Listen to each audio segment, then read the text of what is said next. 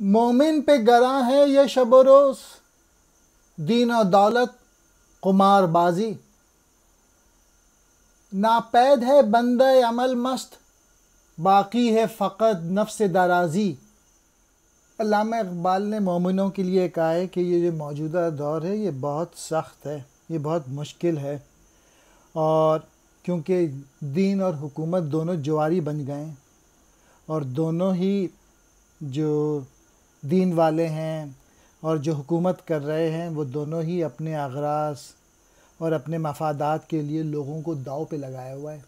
زندگی ویسی ہی ڈیفیکلٹ ہے، اور اب جو آج کے دور کے جو ملا ہیں، کچھ ملا اور کچھ سیاستدان، انہوں نے جوا بنا دیا ہے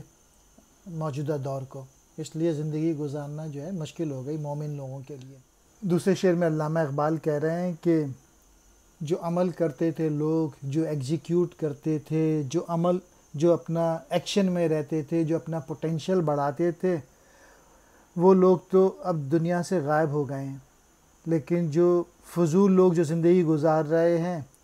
غافل لوگ وہی موجود ہیں، نیٹ فلکس پہ لگے ہوئے ہیں، واٹس ایپ پہ لگے ہوئے ہیں، یوٹیوب پہ لگے ہوئے ہیں،